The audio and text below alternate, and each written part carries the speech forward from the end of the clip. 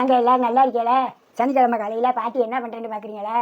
இட்லிக்கு சாம்பார் வைக்கிறேன். போன வாரமே இட்லி சாம்பார் பாட்டி வைக்கிறத காமிங்க அப்படின்னு சொன்னாங்கம்மா. எப்படிமா வச்சிருக்கீங்க? அப்படியே ஷார்ட்டா சொல்லிடுங்க. பாருங்க, கத்திரிக்காய், உருளைக்கிழங்கு, கேரட்டு, பீன்ஸு, வெங்காயம், தக்காளி எல்லாம் போட்டு வேக வச்சுட்டேனே. பருப்பு எல்லாம் போட்டு வேக வச்சுட்டேனே. உங்களோட சாம்பார் ஸ்பெஷலாக கேட்குறாங்க. எனக்கு அம்மாவோட சாம்பாரும் இட்லியும் வந்து இந்த புரட்டாசி சனிக்கிழமை தான் கிடைக்கும் வருஷத்துக்கு ஒரு நாள். ஏன் பாட்டியை சாம்பார் வைக்க சொல்றீங்க, இட்லி ஊற்ற சொல்றீங்கன்னு சொல்லாதீங்க. அந்த இட்லியும் சாம்பாரும் ரொம்பவே பிடிக்கும். அதனால அவங்களும் சனிக்கிழமை அவங்க செஞ்சு எல்லாருக்கும் கொடுத்துட்டு நாங்களும் சாப்பிடுவோம். ஊற்றிரம் பாருங்க, தண்ணி இருக்க தண்ணி. சாம்பார் பொடி நம்ம வீட்டில் ரெடி பண்ணுறோம்ல, அந்த சாம்பார் பொடி தான் 2 ஸ்பூன் போட்டுக்கிறாங்க. இட்லி சாம்பார், சாப்பாட்டு சாம்பார் 2 சாம்பாருக்குமே இந்த சாம்பார் தூள் ரொம்பவே சூப்பராக இருக்குங்க. போய்ச்சோடனே தாளிச்சு ரொம்ப டேஸ்ட்டாக இருக்கும். இது மாதிரி வச்சு சாப்பிட்டு பாருங்க. உப்பு இந்த சாம்பார் தூள் போட்டதுனால வேறு எதுவுமே சேர்க்க வேண்டியதில்லை, எல்லாமே அதிலே சேர்த்துருக்கோமா. சாம்பார் ரெடி. எப்படி வாசிக்கிட்டு பாருங்க. அவ்வளவுதான், சாம்பார் சரியாக இருக்குங்க. பாட்டி இட்லி சுட்டுருக்கிறேன், சாம்பார் வச்சுருக்கேன், எப்படி இருக்குன்னு பாருங்க. 5 போல் இட்லியும் அருமையான சாம்பாரும் ரெடி ஆயிருக்கு. ஆமாம், வாங்க எல்லாரும் சாப்பிடுவோம். வாங்க, பாய். அடுத்த வீடியோவில் பார்ப்போம்.